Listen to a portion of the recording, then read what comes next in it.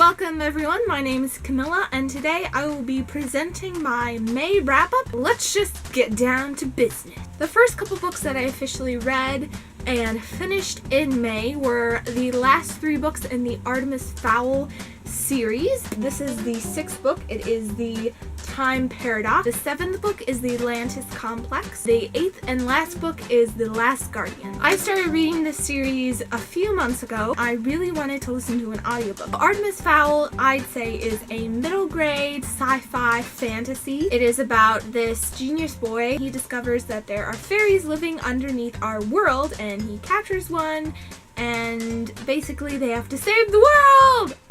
I just love finishing series. It's such a good feel-good accomplishment feeling. The 6th one, The Time Paradox, is about time travel. The 7th one is The Atlantis Complex, is about this disease that you can get with the whole fairy thing and they have to find the cure. And the last book, The Last Guardian, the evil villain tries to conquer the world and she does a pretty good job of it. So we don't know who lives and who dies. The last book was a pretty good ending to the series. Overall, I gave these last 3 books 3 out of 5 stars. I really did enjoy them.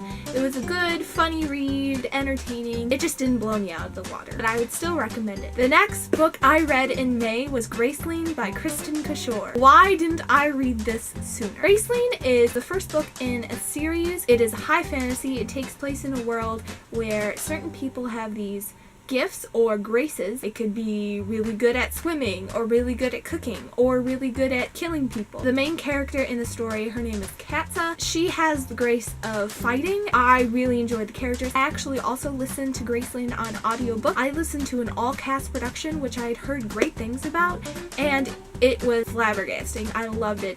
The actors and the different narrators did a phenomenal job. It just left me wanting more of the series. Overall, I loved it. I gave it a 4 out of 5 stars. The next book in the series is Fire, and this is a companion novel to Graceling and is not a sequel, which I thought it was a sequel.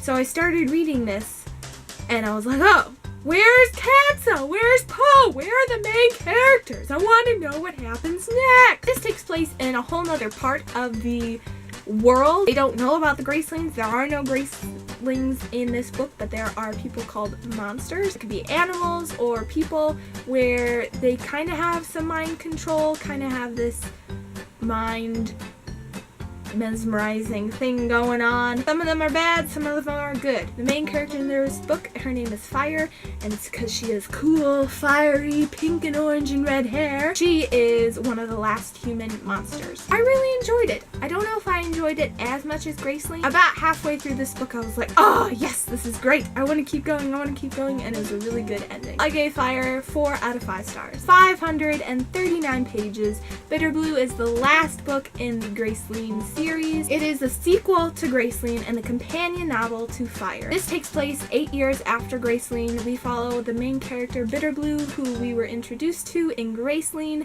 She's now an adult. Can't really tell you too much about it because it gives away the ending to Graceling. This is longer than I expected it to be. It does introduce new characters and new people and new things, and there's a lot going on. It was such a good, fulfilling ending. I loved it. I loved it. I loved this series. Just became one of my new favorite fantasy series. I gave Bitter Blue 4 out of 5 stars. The next book I read in May is Wonder by R.J. Palacio, I think is how you say her last name. Palacio.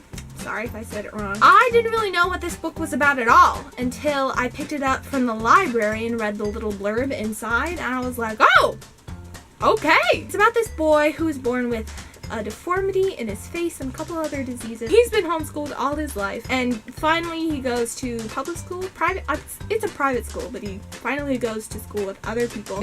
It was humorous, enjoyable. I gave Wonder 4 out of 5 stars. Next book that I read in May is Looking for Alaska by John Green. I kind of wanted to finish up John Green of his writings. Basically, this book is about a guy who goes off to boarding school and does some stupid things with his friends, and there are some consequences, and he learns some lessons along the way, but just a lot of description of a lot of stupid things that I don't really participate in. and I don't really want to participate in. And there are some parts that I just skipped over. I was just like, I cannot handle this anymore. I had to give this 1 out of 5 stars. It just wasn't my thing. I didn't like it. I would probably never read it again, and I don't really recommend it to people. The next book I read is Tandem by Anna Jarzab. This is a young adult sci-fi fiction, and it is about parallel universes. This guy comes into our universe and kidnaps a girl to bring to the other universe, and they have to save the world. I gave it 4 out of 5 stars. The next book in the Many Worlds series is Tether, also by Anna Jarzab. It just came out this year, so I was really excited to get my hands on it. It is quite shorter than the first book, but it still has a pretty high energy, high pace-ness to it. I can't really tell you anything about it without spoiling you, so I won't. I also gave Tether 4 out of 5 stars. The last book I read in May was Ruby Red by Kirsten Year. It's about time traveling. There are certain people in this family, every other some generation, they have this time traveling gene, and it pops up when they're like 16 or 17. Randomly, they start traveling through time. Gwyneth is the main character, and supposedly her cousin Charlotte is supposed to have this gene, but it turns out, Gwyneth has the gene. She's not really prepared, and she has to go, there's like this mission that's going on. It's complicated and timey-wimey. I wish that there was more description of the time zones. It kind of just was like, this is what she wore, and this is the time that she's in. It didn't really describe any of it at all. I couldn't really imagine it that well. Overall, I gave Ruby Red 3 out of 5 stars. I officially read 11 books in May. That was my May wrap-up. Let me know if you've read any of these books and what you thought of them. Thanks so much, guys. See you later. Bye!